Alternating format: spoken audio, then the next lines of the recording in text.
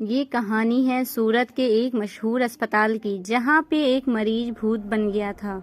जहाँ पर हर रोज काफी सारे मरीज अपना इलाज करवाने के लिए आते थे। वहाँ के डॉक्टर और नर्स बहुत ज्यादा मेहनती थे। बहुत से मरीज को वहाँ भर्ती करवाया जाता था और उनका रात दिन इलाज चलता था। उस अस्पताल में एक ऐसा मरीज था जिसके कारण ये अस्पताल बाकी अस्पतालों से अलग था। इस अस्पताल में वो मरीज 20 साल से कोमा में था। डॉक्टर और नर्स उसका अच्छे से ख्याल रखते थे और उसका इलाज करते थे।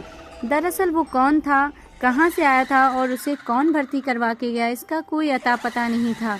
ये भी एक अजीब बात थी कि वो मरीज 20 सालों में एक बार भी अपनी पलकें नहीं झपकाई थीं। कुछ दिनों बाद अस्पताल को और बड़ा करने का काम चलने लगा, इसलिए उस अस्पताल में ज़्यादा मरीज को भर्ती करने से मना किया गया था और रात के समय अस्पताल सुनसान सा लगने लगा था। ऐसा ही एक काली रात थी। वहाँ उस रात सीमा नाम की एक नर्स ड्यूटी पर थी। नर्स 1 बजते ही रात को मरीजों को देखने के लिए निकली हुई थी और अचानक चलते चलते उस कमरे में जा पहुंची जहां पर वो कोमा वाला मरीज था। उसकी नज़र कोमा में पड़े उस मरीज के बेड पर पड़ी और वो एकाएक चिल्लाने लगी और ज़ोर ज़ोर से चिल्लाते हुए इधर उधर भागने लगी। उसकी चीखें सुनकर डॉक्टर, गार्ड और बाकी सब नर्स उसके पास आए और उसे पकड़कर उससे पूछने लगे, क्या बात है सीमा, तुम इतनी ज़ोर ज़ोर से क्यों चीख रही थी और डरी हुई भी लग रही हो। सीमा कांपते हुए, डॉक्टर वो मरीज जो 20 साल से कोमा में पड़ा हुआ था। डॉक्टर बोला, हाँ, बेड नंबर 9, उसका क्या। फिर सीमा कहती है, डॉक्टर वो अपने बेड पर नहीं है। नहीं है अपने बेड पर? डॉक्टर झट से बोलता है, क्या बोल रही हो तुम, तुम्हारी तबीयत तो ठीक है ना। सीमा बोलती है, मैं सच कह रही हूँ डॉक्टर, मैं जब सारे मरीजों को देखने गई थी तो वो अपने बेड पर नहीं था। डॉक्टर बोला, चलो हम सब उसको देखते हैं। सीमा बोली, नहीं, आप लोग को जाना है तो जाओ, मैं नहीं जाऊंगी, मुझे बहुत डर लग रहा है। डॉक्टर बोला, अच्छा ठीक है, तुम यहीं रुको, हम सब उसे देख कर आते हैं। इतना बोलकर डॉक्टर वहां से उस रूम में जाते हैं तो वो मरीज अपने बेड पर जैसे पहले था वैसे ही उसी हालत में लेटा हुआ था। डॉक्टर उसे देखकर बोला, लग रहा है ये सीमा एकदम पागल हो गई है, लगता है उसकी तबीयत ठीक नहीं है, कुछ भी बोलती है। चलो चलते हैं, सीमा को उसके घर भेज देते हैं। और वहाँ से सब लोग निकल गए। जैसे ही सब गए, वो कोमा में गए मरीज अपनी आंखें खोली। उसकी आंख बहुत भयानक और डरावनी थी। इधर सब लोग सीमा के पास आए और उसे समझाने लगे, सीमा तुम जैसा बोल रही थी वैसा तो कुछ भी नहीं है, वो कोमा वाला मरीज तो चुपचाप अपने बेड पर लेटा हुआ है, तुम चाहो तो जाकर उसे देख सकती हो। सीमा ने डरते हुए कहा, नहीं डॉक्टर, मैं नहीं जाऊंगी, मैं अपने घर जाना चाहती हूँ। डॉक्टर बोला, हाँ, हम भी वही कह रहे हैं कि तुम्हें अपने घर जाकर आराम करना चाहिए। और सीमा वहाँ से चाही जाती है। तभी करीब 2 घंटे बाद अचानक से अस्पताल के सारी दीवारें हिलने डुलने लगीं। ऐसा लग रहा था कि कोई हंस रहा था, लेकिन वो हंसी किसी मशीन के चलने जैसी थी।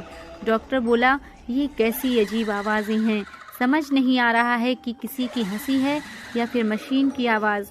मुझे लग रहा है कोई मजदूर अपना अधूरा काम को पूरा करने के लिए रुक गया होगा।